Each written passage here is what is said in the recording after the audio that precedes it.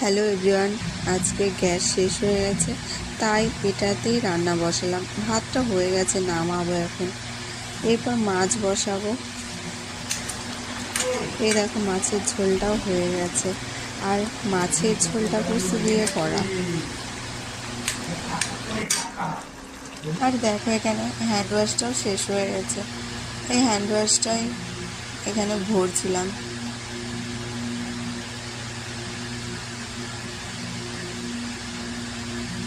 হয়ে গেছে হ্যান্ড ওয়াশটা বানানো, জল ভরে দিলে এটা হয়ে যাবে।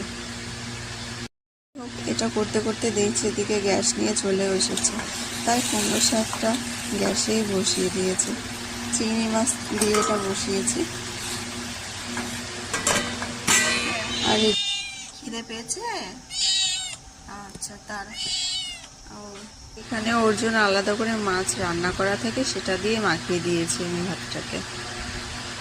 ভাতটা দেওয়ার অপেক্ষা করছিল না, কতক্ষণে আমি দেবো আর ও খাবে।